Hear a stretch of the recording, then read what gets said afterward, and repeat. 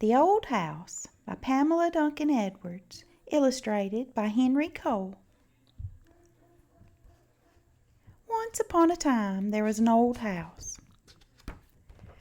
The old house was lonely because no one had lived in it for a long, long time.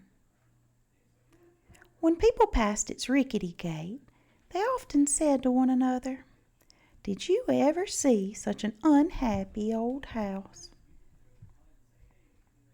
Its friends tried to cheer it up. "You're so useful," chattered the birds. "Your eaves are perfect for our nests." "You're helpful too," said the squirrel. You always remember where I hid my nuts." "Your yard is exactly right for us," agreed the wildflowers. "It's so pretty.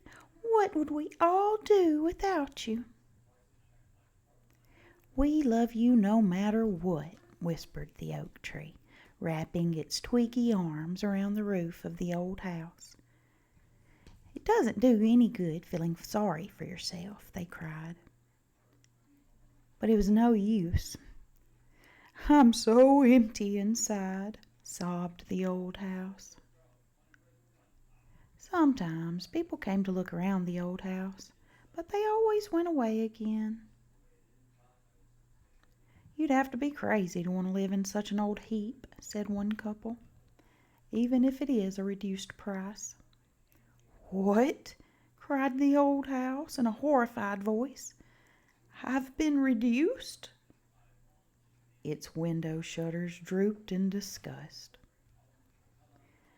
"The only thing to do with that old heap is to knock it down," a man sneered. When it heard these words, the old house cried so hard that its timbers became damp and musty. It began to ache in all its joints, and even its friends shivered in fright. One day, a family stopped by the rickety gate. "Oh, I have always dreamed of living in a quaint old place like this," said the mother. "We've never lived in a real house," said the boy. "Could we just go and look at it?"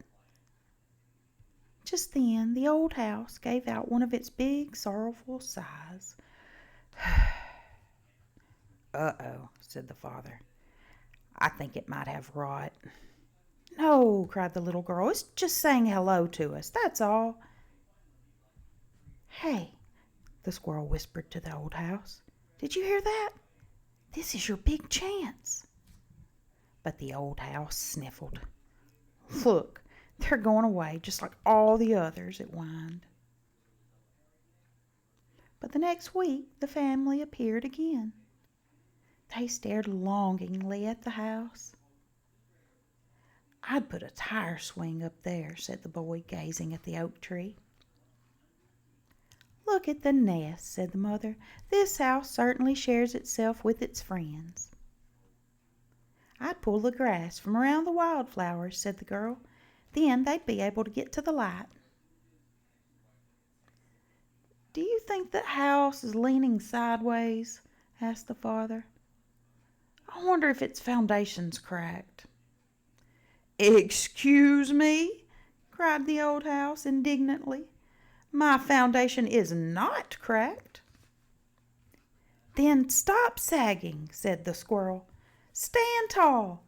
Get a grip on yourself," urged the oak tree. "Twinkle your windows." "Think how disappointed they're going to be," retorted the birds. "You can do it," whispered the wildflowers. The old house looked at the wishful face of the mother and the uncertain face of the father, and it saw the eager faces of the boy and the girl, and it heard the baby gurgle. "This family needs me," thought the old house, and it took a deep breath.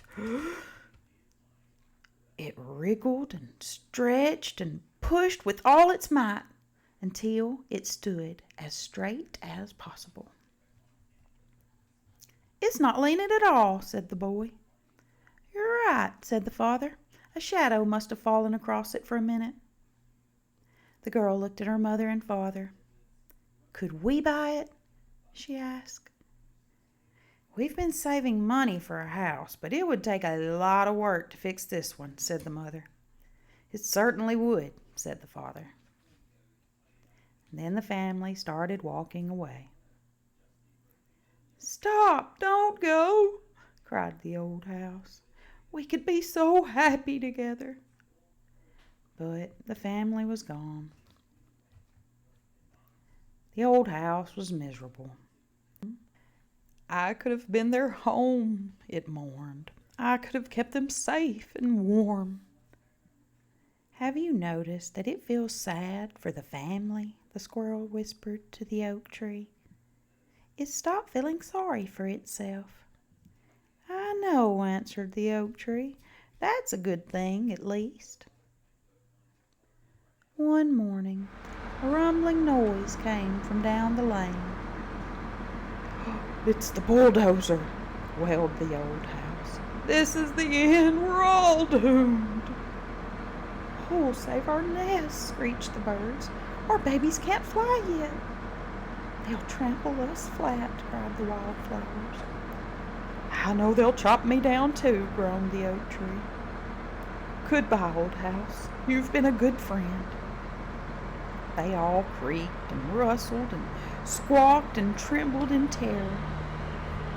But suddenly the old house stopped shivering. "Hey!" it exclaimed. "Look! It's not the bulldozer! It's my family!" And it was. The mother washed the windows of the old house until they flashed like diamonds, and she painted the frames a sparkling white. The father hammered in new pieces of wood, and baby birds watched as he mended holes in the roof. "All my aches and pains are going away," cried the old house. While the boy swung from the oak tree, the squirrel played peekaboo with the baby. The girl pulled up grass around the wildflowers so that they could feel the warm sun, and she sprinkled seeds on the ground for the birds to eat. The family worked so hard on that old house that it began to feel young again. And if the old house ever did creak, it did so from joy, not from sadness. For it was so filled with laughter and love that people passing its rickety gate often said to one another, "Did you ever see such a happy old house?"